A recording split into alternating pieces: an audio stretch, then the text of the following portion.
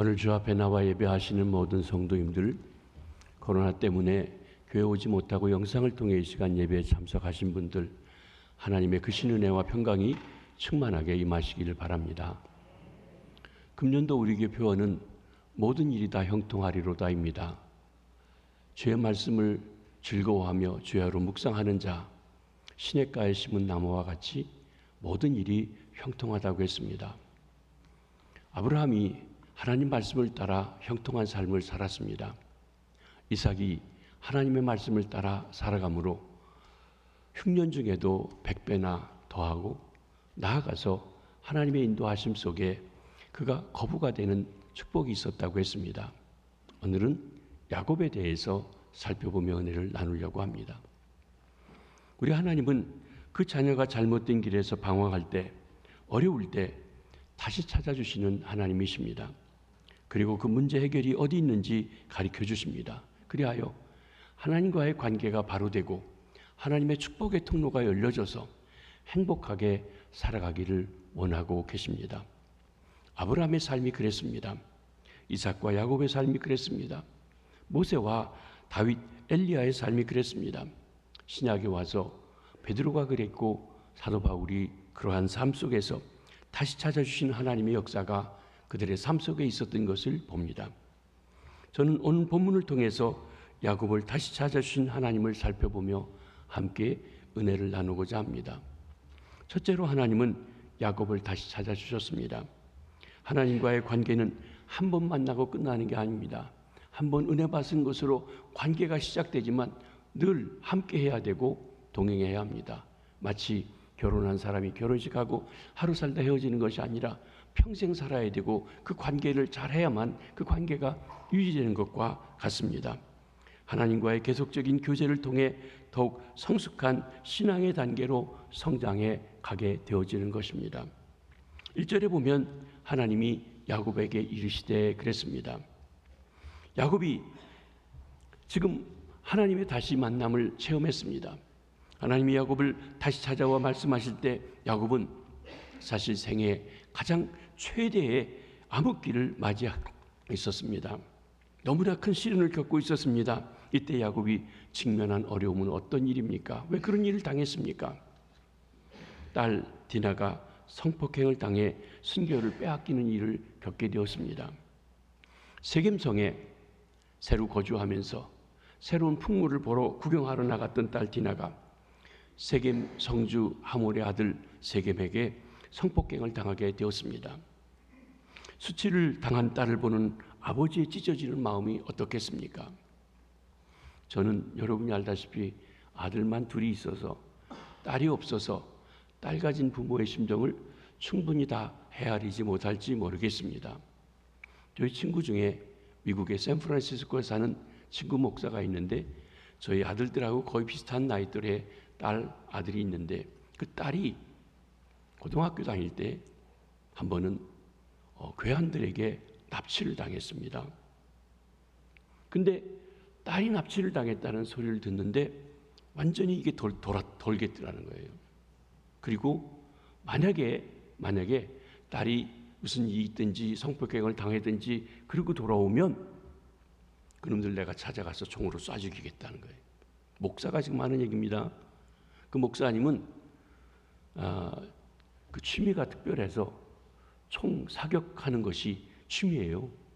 그리고 나보고도 권한 저는 한 번도 안 해봤습니다만 사격장에서 권총 사격을 하면 아주 쾌감이 짜릿하고 이 총이 탁 나가 맞을 때 아주 통쾌하답니다.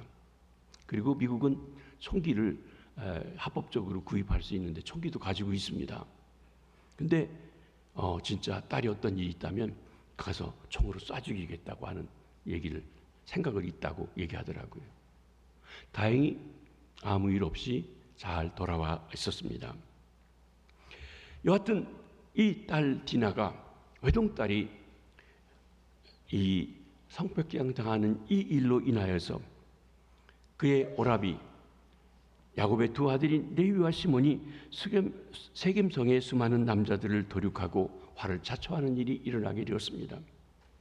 딸 디나의 오라비인 시몬과 레위가 세겜성 사람들하고 거짓으로 언약을 맺었습니다.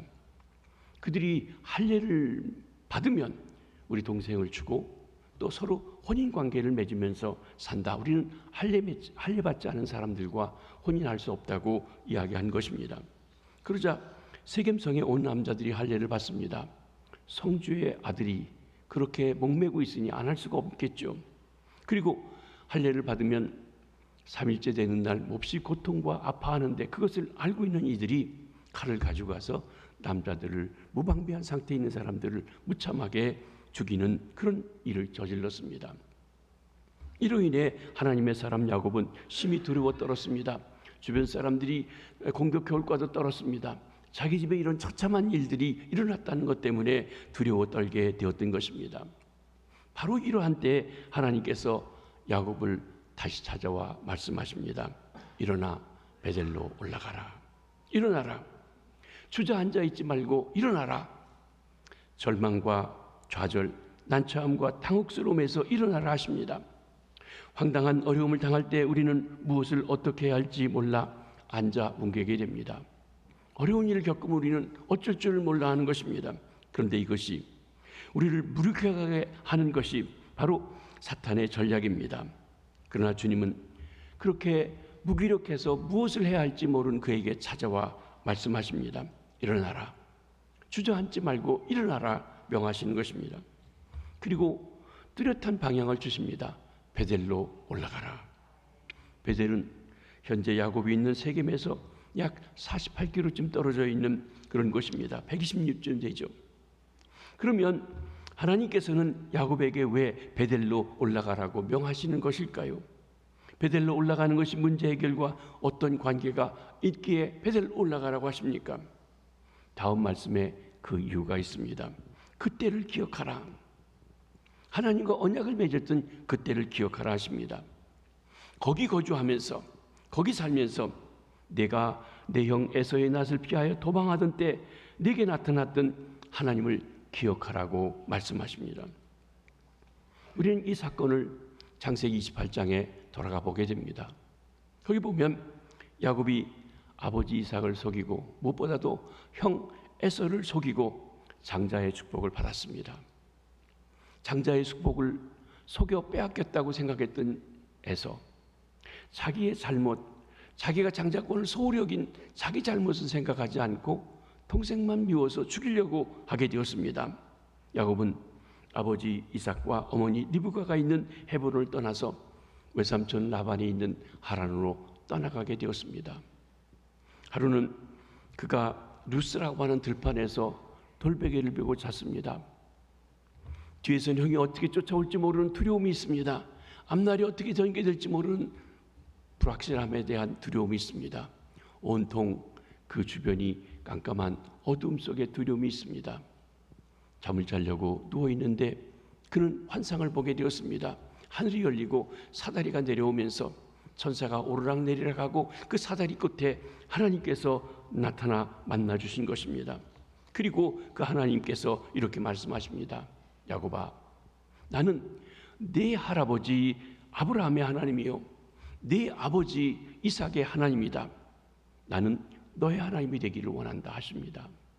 여러분, 우리가 이제 한국에도 복음이 들어와서 3대, 4대, 5대 이렇게 복음의 대수가 내려가게 되는데 할아버지 하나님, 아버지 하나님이 아니라 나의 하나님으로 받아들이는 우리 자녀들이 되어야 합니다. 근데 그게 안 되면 교회는 다니고 신앙의 가정에서 자랐는데 믿음이 바로 되지 못해서 하나님을 알지 못하는 믿음의 가정의 자녀들이 생겨지게 되는 것입니다.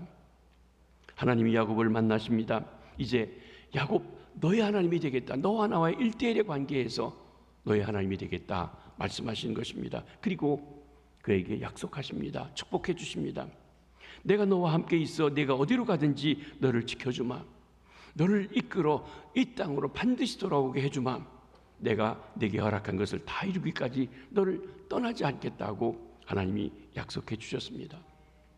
이렇게 약속하고 축복하신 하나님께 야곱이 깨어나서 하나님이 과연 여기 계시는구나. 아버지 집에만 할아버지하고 있던 거기에만 있는 줄 알았더니 여기도 계시고 내가 어디를 가든지 함께 하시는구나 하시면서 그가 하나님 앞에 자신이 약속합니다. 서원을 합니다. 하나님이 약속하신 거 지켜주실 터인데 그 약속을 지켜주신다면 하나님이 내 하나님이 될 것입니다. 내가 베고자 하는 이 돌베개를 하나님 그곳에 기름 부어 베델 하나님의 집이 되게 하겠습니다. 이곳에서 하나님을 섬기고 예배하고 경배하겠습니다. 그리고 하나님이 내게 주신 모든 것 하나님이 주신 것인 줄 알고 하나님의 주권을 인정하고 11조를 드리겠습니다 하고 서약했던 것입니다. 여러분, 11조는 교회가 어려워서 내라고 하는 것이 아니라 내 모든 것이 하나님께서 주셨습니다, 하나님께로 왔습니다 하는 하나님의 주권을 인정하는 표시였습니다. 그리고 그곳의 이름을 루스에서 베델로 하나님의 집이라고 베델이라고 이름을 바꿔 부르게 되었습니다.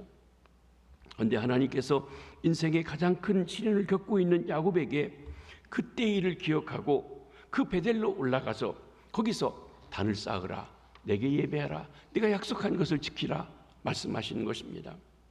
야곱이 20년 전 하나님께 드린 서원을 약속을 지키라고 하시는 것입니다. 사실 하나님께서는 20년 동안 하나님이 야곱에게 주셨던 모든 약속을 다 지키셨습니다. 신실하신 하나님입니다. 먼저 야곱이 외삼촌 라반의 집에 무사히 도착하게 하십니다. 외삼촌의 두 딸 레아와 라헬과 결혼해서 12아들과 한 딸을 낳는 자녀의 축복도 주시고 그들이 하나님의 백성의 12지파를 이루는 근간을 이루게 해주셨습니다. 외삼촌의 양을 치며 싹스로 받은 짐승들을 축복해 주셔서 거부가 되게 했습니다. 얼룩무늬 점박이가 내 양입니다 하면 그 양들이 얼마나 번창하는지 모릅니다. 여러분, 야곱의 양떼가 얼마나 많은지는 모르지만 야곱이 형 에서와 화해하기 위해서 에서에게 보낸 양떼와 소떼의 낙태를 보면 그것만 가지고도 평생 부자로 살 수 있을 만큼 많은 걸 줬어요. 그 자기는 더 많겠지 않습니까? 하나님이 얼마나 축복해 주셨는지 보는 것입니다. 외삼촌 라반이 10번이나 싹스를 바꿨습니다. 외삼촌 라반이 보통 사람이 아닙니다. 술수가 능합니다. 그런데 그럼에도 불구하고 하나님이 보호해주고 지켜주십니다. 야곱이 몰래 떠나왔을 때 죽이려고 달려들고 오는 외삼촌과 그 아들들에게 하나님이 나타나셔서 나는 베델의 하나님이다 하시면서 외삼촌 라반이 그를 해하고 다 뺏어가려고 하는 그 하나님께서 꿈속에서 그를 막아주셨습니다. 사실 야곱만 없어지면 두 딸들과 외손자들 다 라반 것이 될 수 있어요. 그 순간에도 하나님이 그를 만나주셨습니다. 그때 하신 말씀이 베델의 하나님이라고 말씀하십니다.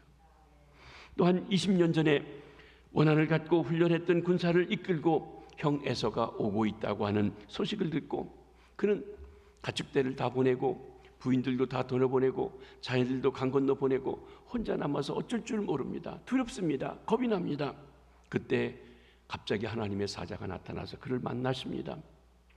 붙잡을 것인 것 지푸라기 잡듯이 그를 붙잡고 씨름을 합니다. 놓아주지 않습니다. 새벽녘이 되어서 떠나가야 하더니 놓으라고 했더니 나를 축복해 주지 않으면 못 놓겠습니다. 그가 쳐서 그 허벅지 관절을 쳐서 절개했습니다. 여러분, 관절을 쳐서 절개될 정도면 싸울 수 있을까요? 없을까요? 없습니다. 집니다. 그래도 붙잡고 있어요. 그때 하나님께서 그 사자를 통해 물어보시죠. 내 이름이 뭐냐? 야곱입니다. 도적놈입니다. 형 발뒤꿈치를 붙잡고 나온 사람입니다. 내 이름을 이제는 야곱이라고 하지 말고 이스라엘이라고 해라. 하나님과 겨루어 이긴 자라고 해라. 하나님의 다스림 받는 자라고 해라. 여러분, 우리 그리스도인 하나님의 백성이 누구입니까? 하나님의 다스림을 받는 사람이에요. 그렇습니다. 하나님의 자녀가 되었습니다. 바로 이런 놀라운 축복을 받고 그 사람이 본질적으로 바뀌어지는 역사도 경험도 있었습니다. 그리고 그 다음날 형 에서를 만났는데 언제 그랬냐는 듯이 20년 동안 원한을 가지고 그리고 군사를 기르며 그를 죽이려고 했던 그와도 아름다운 화해가 이루어지도록 강력하게 역사해 주셨습니다. 마침내 야곱이 약속의 땅 가나안에 다시 돌아오겠습니다. 이처럼 하나님께서는 20년 전에 야곱에게 약속하신 그 약속을 다 신실하게 아름답게 해결해 주신 것입니다. 이제 야곱이 하나님 앞에 그 서원한 약속을 지켜야 할 차례가 되었습니다. 그런데 야곱은 형과 화해는 했지만 형이 두렵습니다. 형이 무서웠습니다. 그래서 그는 세겜 땅에 내려가 삽니다. 베델과 반대쪽으로 내려가는 것입니다.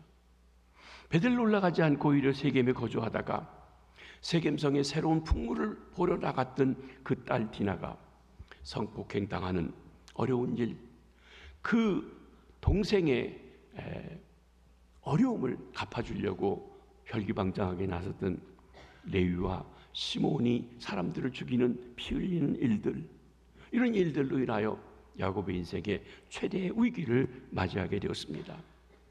그렇습니다. 하나님을 믿고 하나님 앞에 축복을 받았고 하나님을 여러 번 만났던 이 야곱의 인생에 왜 이런 어려움이 있습니까?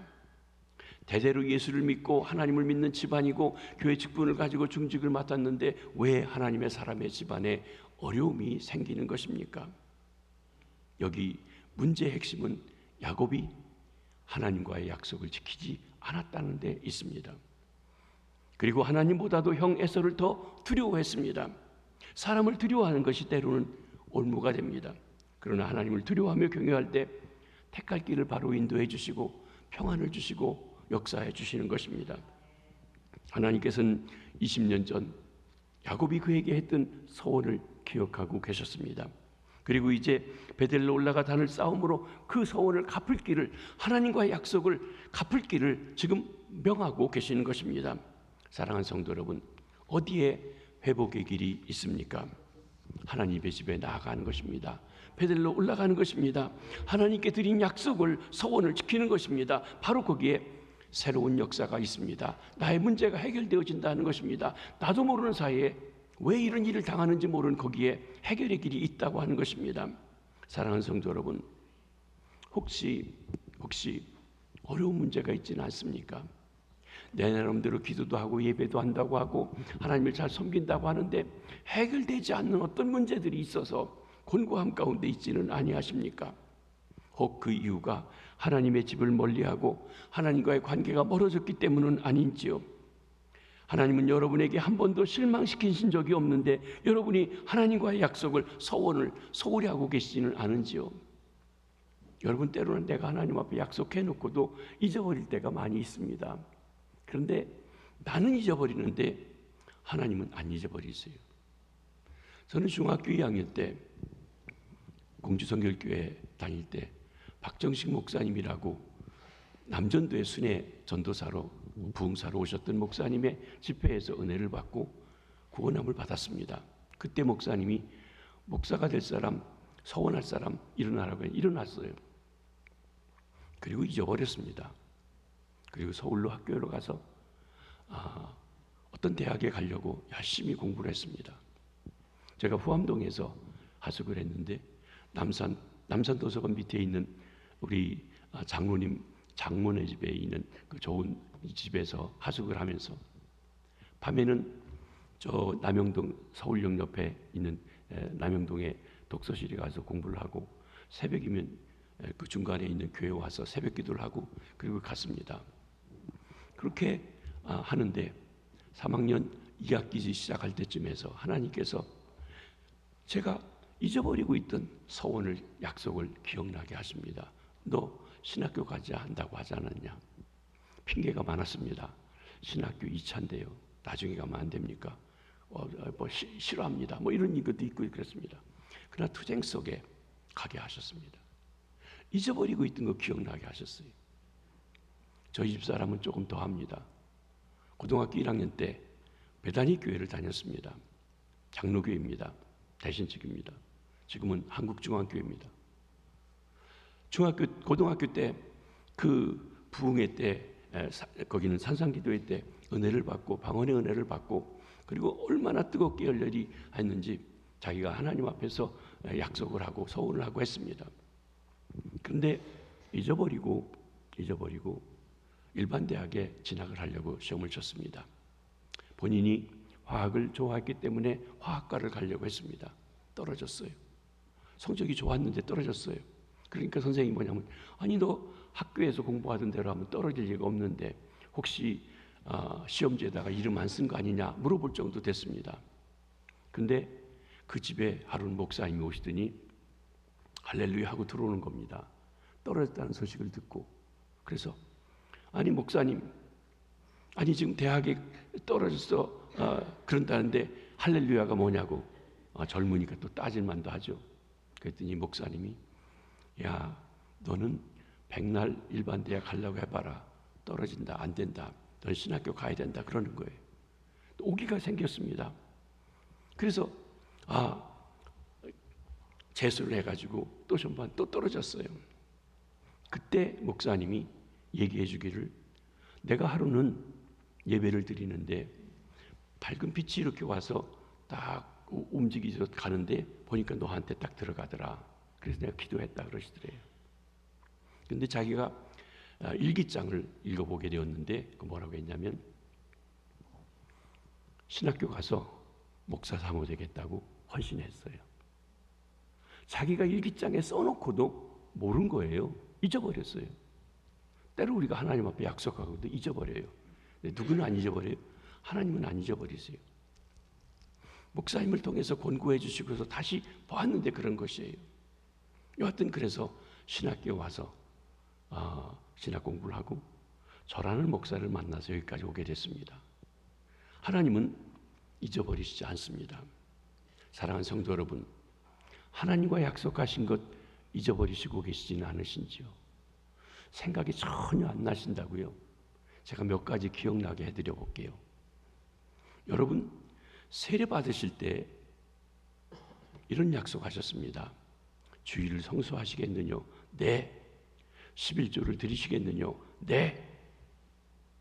여러분 기억이 안 나시면 4월 3일 날 우리 세례식 입회식 할 때 한번 잘 들어보시기 바랍니다. 세례교인, 집사님, 권사님, 장로님, 목사님 혹 11조 안 하시는 분 계십니까? 왜 약속하시고 안 하시죠? 주일 성수하시겠다고 하셨는데 주일날 사업 바쁘다고 왜 딴 데 가시죠? 코로나 때문이라고요? 예, 이해합니다. 근데 정말 코로나 때문에 못 나오십니까? 아니면 그 핑계로 슬그머니 빠지시는 것입니까? 약속이에요, 하나님과. 주일 잘 지키겠다. 하나님의 주권을 인정해 11조를 드리겠다. 약속입니다. 우리 교회적으로 저 비전센터를 질 때 많은 분들이 건축 언급을 했습니다. 저는 누가 어떻게 건축했는지 모릅니다. 근데 혹 말이죠. 건축 언급을 하고 약속을 안 지키신 분 10년이 넘었다고 다 잊어버렸다고 하지 마세요. 하나님 20년 전 것도 기억하시고 지금 얘기하시잖아요. 챙겨 갚으세요. 챙겨 갚으세요. 여러분을 위해서 갚으세요.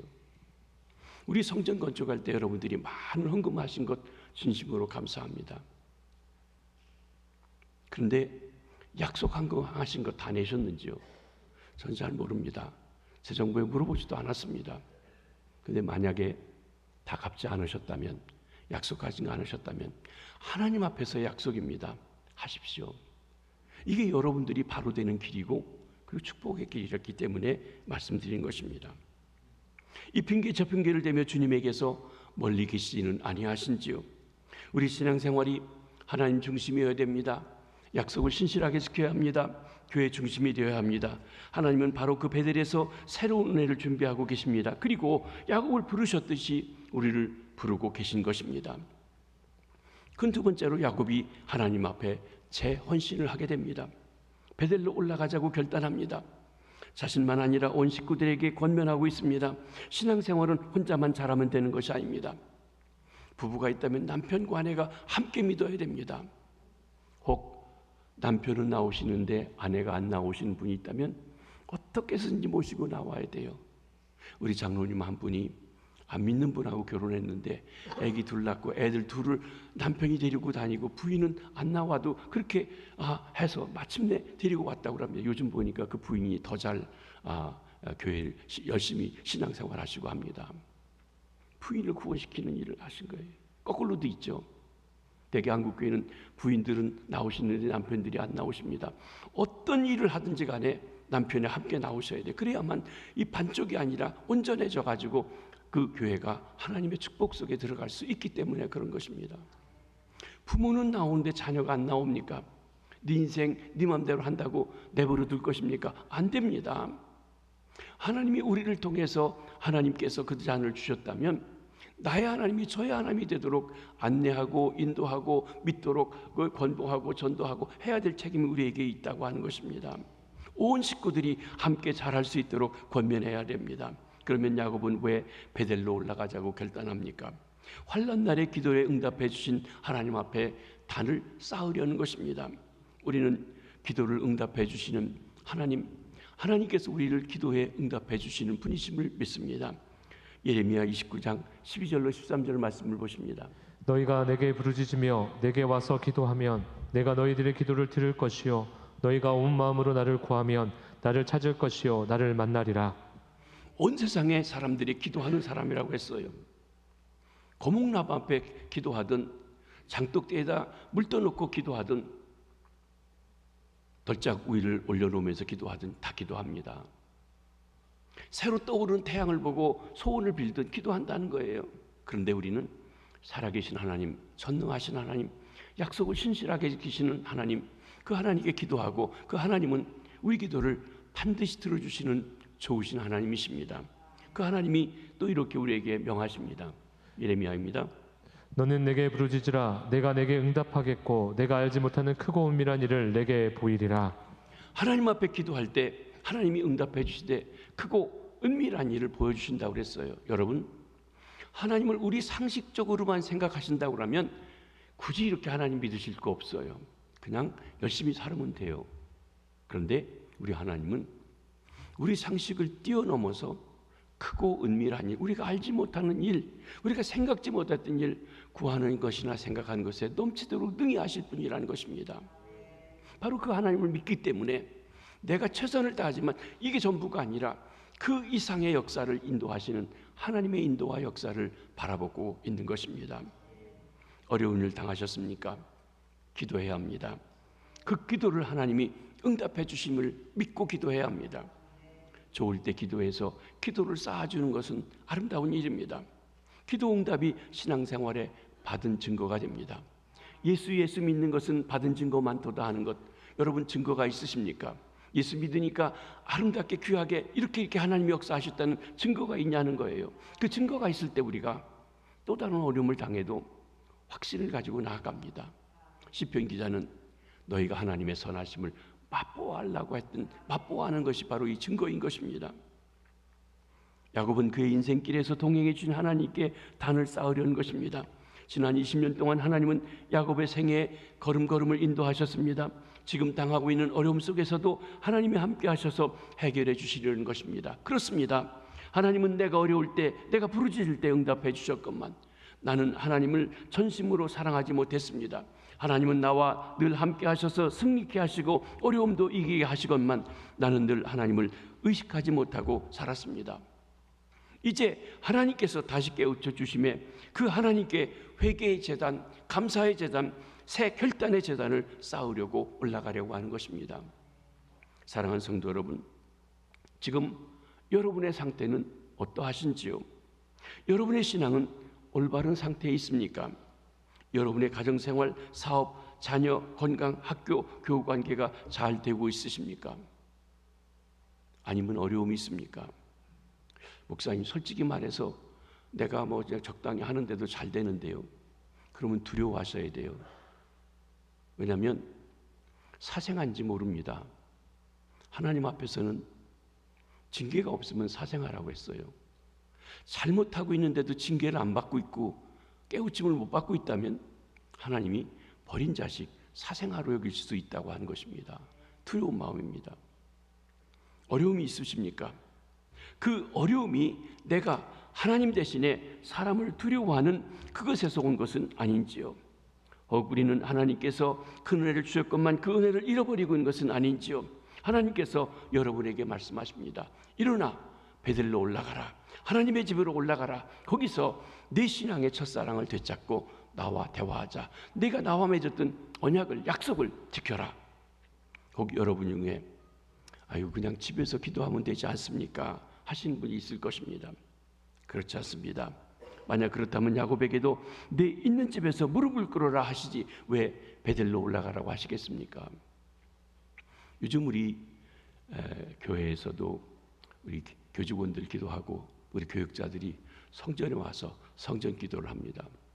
교회를 위해서 기도하는 일들이 많이 있어서 국가를 위해서도 기도합니다. 근데 교육자들만 아니라 사실 성전에 와서 기도하시는 분들이 계세요. 너무 감사해요. 귀한 분들이 계세요.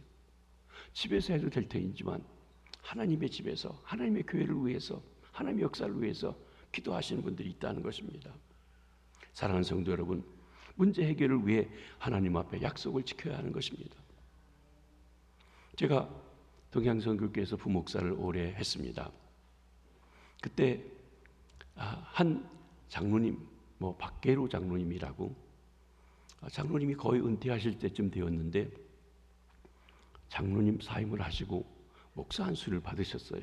그분은 장로교 총신대를 나오셨고, 그런데 목사 안수를 받으시려고 했는데 자기가 자기를 아세요. 뭐라고 그러시냐면, 나같이 성격이 급하고 불같은 사람이 목사가 되면 교인들이 죽어난다고, 교회 덕이 안 된다고, 그래서 스스로 그렇게 생각을 하고 목사 안수를 안 받으셨어요. 그리고 장로님이 하셨어요. 3딸과 2 아들을 낳았는데 첫째 딸이 정필도 목사님하고 결혼했습니다. 부산 수영로교회 은퇴하신, 그래서 장인이시죠. 둘째 딸은 그렇고요. 셋째 딸이 성창현 목사라고 제가 대학생 때 가르쳤던 목사님하고 결혼했습니다. 그리고 막내 아들이 박성일 목사라고 지금 필라델피아의 주빌리 교회, 기쁨의 교회 목회하면서 신학교에서, 웨스트민스터 신학교에서 교수를 하고 있는 아주 유능한 젊은 목사님이 계십니다. 이 목사님이 제가 성경 공부를 가르칠 때 다들 이렇게 열심히 베델 성서와 크로스웨이드 하는데 열심히 참석하실 뿐만 아니라 질문이 아주 날카로워요. 그리고 그때 제가 30대 목사인데 아무리 잘 가르쳐도 허점이 있죠. 또 목회 여러 가지 부분에 부족한 점도 있고요. 그러니까 그런 것에 보충해 설명할 수 있는 질문을 해주시는 거예요. 격려해 주시면서도 바로 이렇게 할 수 있도록 해주신 아주 그런 장로님이셨어요. 그냥 알고 보니까 신학교도 졸업하시고 하신 분이에요. 근데 목사 안수를 받고 간증하시는데 이런 간증을 하시는 거예요. 자기 아까 그 딸 하나가 있었는데 딸이 정신질환을 앓는 거예요.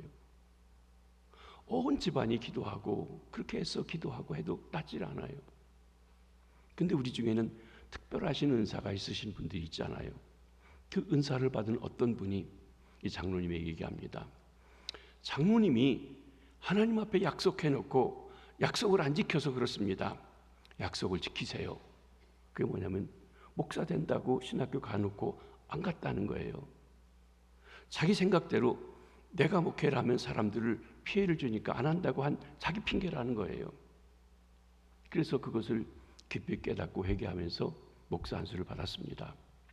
장로님은 신학교를 졸업했으면 장로 그 연한 기간이 또 목회 훈련을 받은 그 기간이 되어서 모든 시치와 또 고시 이런 것을 통해서 바로 안수를 받게 되셨어요. 그리고 그분이 간증하는 겁니다.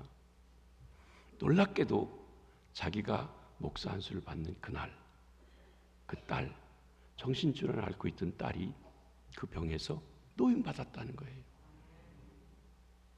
그래서 하나님과의 약속이 이렇게 소중하다는 걸 알았습니다 하고 고백하며 얘기하고 그분이 떠나서 캐나다 밴쿠버에 가셔가지고 목회는 못하시고 나이 드시고 또 본인 자신자로 하고 이제 전도지를 들고 밴쿠버에 오는 항구 도시인데 거기에 오는 그 세계 각국에서부터 오는 선원들에게 배에 올라가서 선원 선교를 하시는 거예요. 선원 선교회도 구성을 하시고 저희도 그 후원해드리고 지원해드리고 함께했던 일들이 있었습니다. 얼마 전에 작년에 미국에 가서 필라델피아에 우리 둘째 아들이 있으니까 박성일 목사 막내 아들 같습니다. 그 아들이 그 목사님이 제가 임마누엘 교회를 할 때 임마누엘 채플의 영어 목회를 이렇게 같은 교회에서 했었는데 가서 개척을 하고 있는데 그 아버지 잘 계시냐 하고 물어봤더니 지금 90이 넘으셨는데 캐나다에서 지금도 배에 올라가서 전도를 하십니다. 하나님과 맺은 약속을 지키고 났더니 그 가정에 가장 기도해도 안 되던 그 문제를 해결해 주셨다는 것입니다. 혹시 내가 생각지 못했던 어떤 일이 나로서는 다 합리적으로 다 해결했다고 생각하는데 하나님 보실 때 해결되지 않은 어떤 문제가 있는지 한번 돌아보시는 계기가 되시기를 바랍니다. 하나님의 집에 나아가 단을 쌓아야 합니다. 기도해야 합니다. 하나님의 인도와 동행하심을 위해 단을 쌓아야 합니다. 기도해야 합니다. 우리가 결단하고 단을 쌓으려고 베델로 가겠다고 하면 벌써 하나님께서 우리 문제를 받아주시는 것입니다. 야곱은 베델로 올라가기로 결단했을 뿐만 아니라 베델로 올라가기 위해서 구체적인 바로 준비를 가족들에게 시켰습니다. 먼저는 이방 신상을 버리라고 했습니다. 여기 놀라운 일이 있습니다. 어떻게 야곱의 집에 이방 신상이 아직도 있냐고 하는 것입니다. 베델에서 하나님을 만났던 야곱입니다. 외삼촌 집 20년 생활에서 하나님의 간섭하심과 도우심을 깊이 체험했던 야곱입니다. 야곱강 변에서 씨름할 때 천사와 씨름하면서 야곱이 변해서 이스라엘이 되는 놀라운 변화의 체험을 했던 야곱입니다. 그 야곱의 집에 아직도 버려야 할 우상이 있다는 것 얼마나 놀라운 일인지요. 오랜 시간 예수님을 믿고 교회 충직을 맡고 있는 우리에게 혹 버려야 할 우상이 남아있는 것은 아닌지요. 우상은 하나님이 제일 싫어하는 것입니다. 우상이 무엇입니까? 한마디로 내가 형상을 만들어 놓고 잘하는 게 아니라 할지라도 하나님보다 더 사랑하는 것, 하나님보다 더 우애하는 것이 우상이 될 수 있습니다. 사랑하는 성도 여러분, 냉정하게 여러분 자신을 한번 보시기 바랍니다. 여러분, 하나님과 자녀 중에 누굴 더 사랑하십니까? 하나님과 사업 중에 무엇이 더 우선입니까? 하나님께 예배하는 게 우선입니까? 사업이 바쁘다면 쫓아다니고 바빠서 못합니다 하십니까? 친구가 우선입니까? 하나님이 우선입니까? 세상에 재미있는 것 있으면 적당히 빠집니까? 하나님께 예배하는 게 우선입니까? 골로새 3장 5절에는 탐심이 우상숭배라고 했습니다. 한번 보십니다. 땅에 있는 지체를 죽이라. 곧 음란과 부전과 사욕과 악한 정욕과 탐심이니 탐심은 우상숭배니라. 탐심에서부터 모든 죄들의 뿌리가 나오게 되는데 그것이 자기를 중요하게 여기는 우상숭배의 근본이 된다고 얘기합니다. 또 거역하는 것, 완고한 것이 우상이라고 이렇게 말씀하십니다. 사울에게 주신 말씀이죠. 거역하는 것은 점치는 죄와 같고 완고한 것은 사신 우상에게 절하는 죄와 같음이라.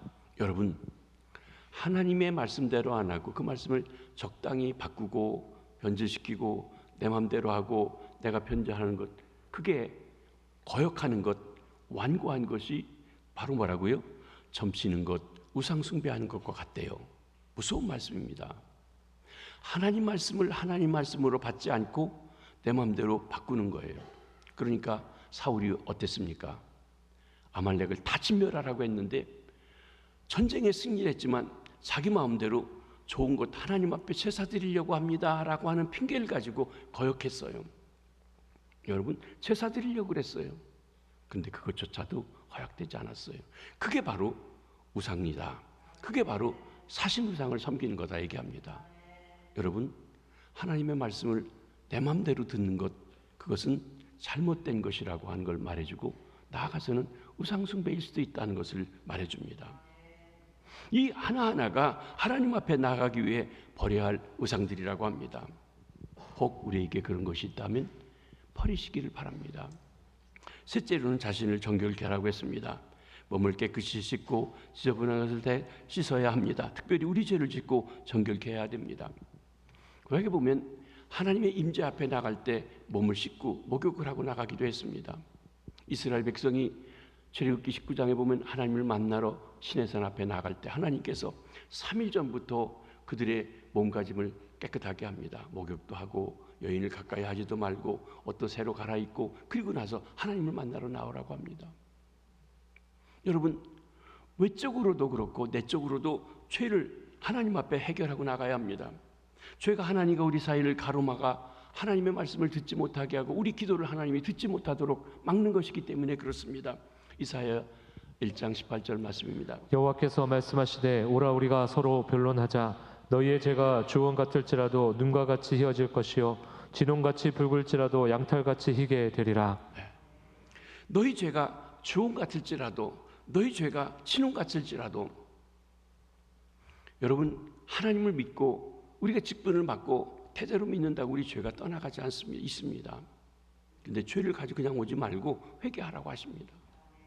우리가 회개하면 하나님께서는 양털같이 흰눈같이 해주시겠다고 하셨습니다.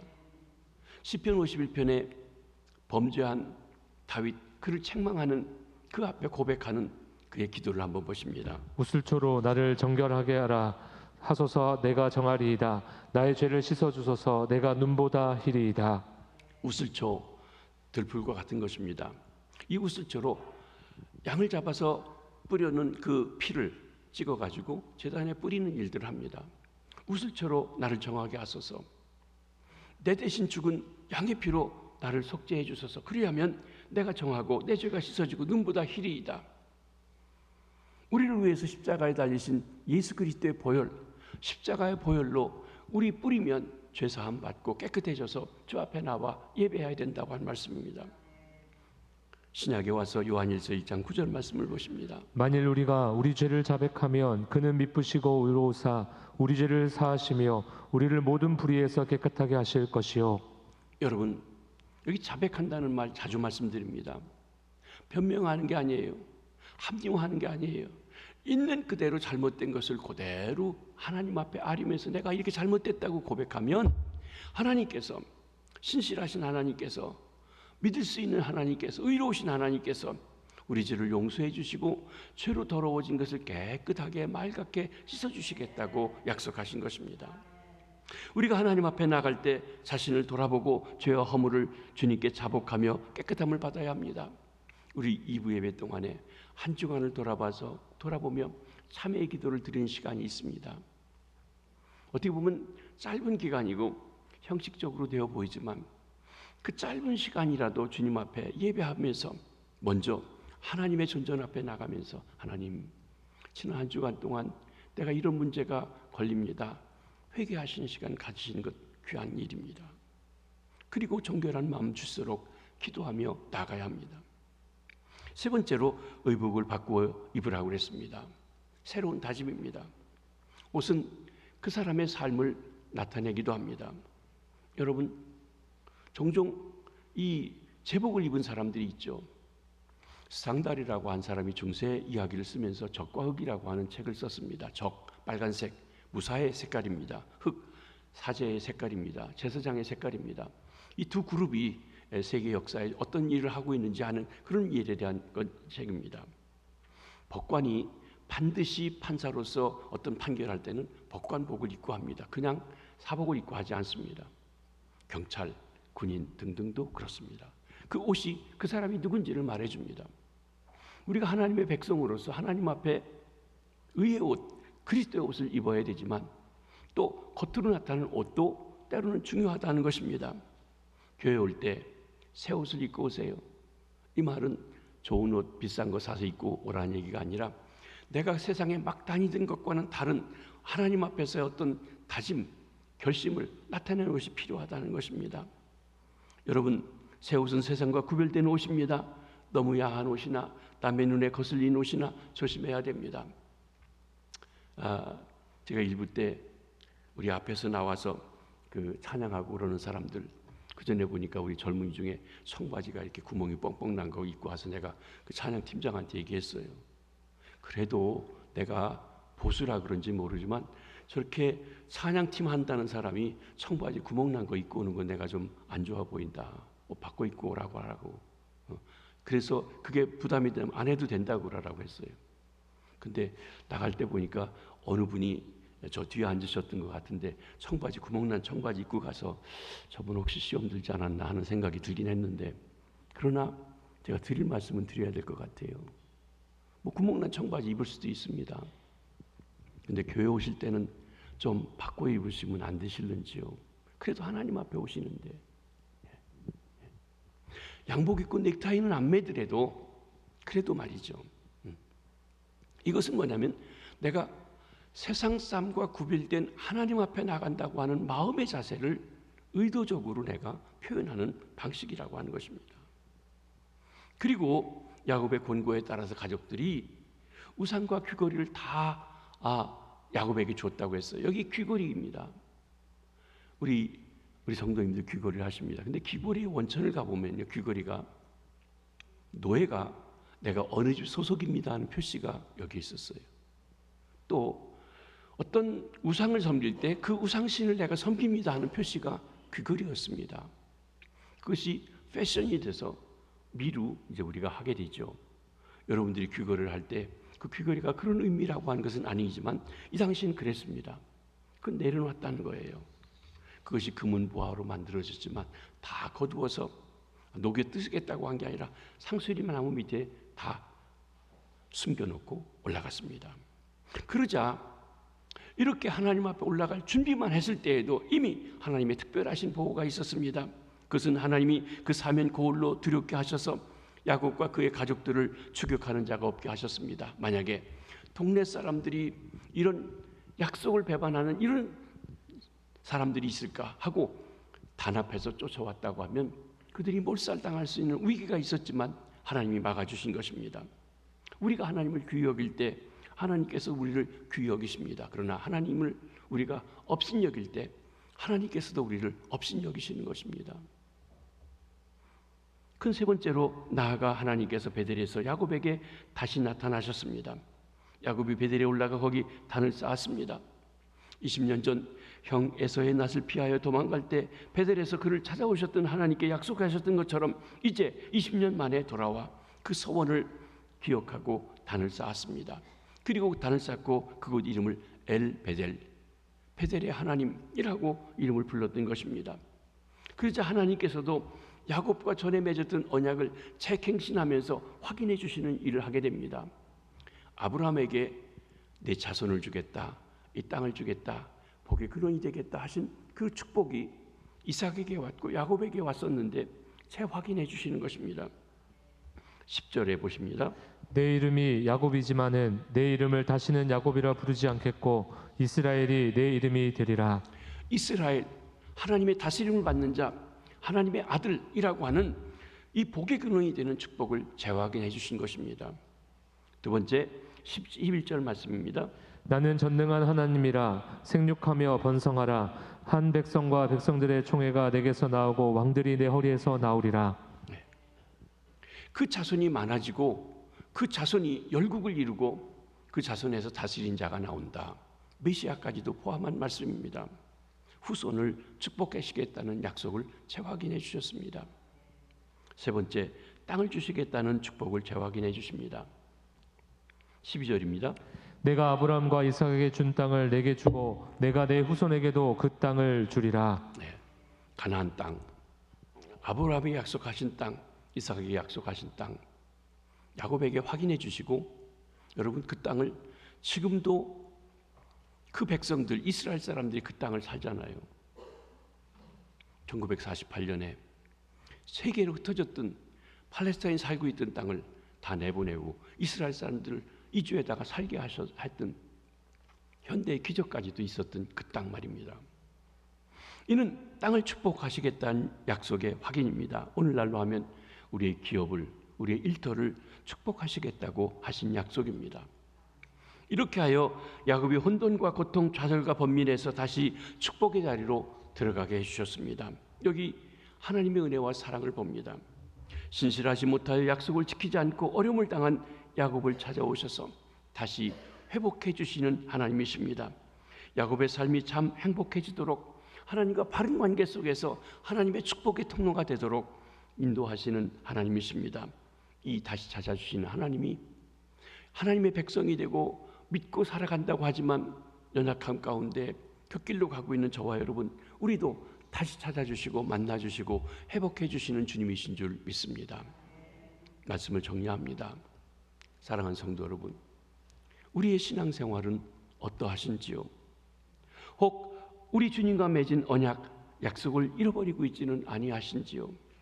하나님과 약속을 꼭 지키셔야 합니다. 하나님에 대한 헌신을 회복하셔야 하지는 않으신지요? 한때는 열심히 열렬하게 했는데 지금은 그 타령이시진 않으신지요? 하나님께 대한 새로운 헌신을 다짐하시기 바랍니다. 그리고 하나님께서 새롭게 하시는 귀한 축복이 있으시길 바랍니다. 그래서 하나님의 약속을 붙잡고 하나님의 말씀을 따라 모든 일이 형통하게 되는 축복이 있으시기를 주의 이름으로 축복합니다. 기도하시겠습니다.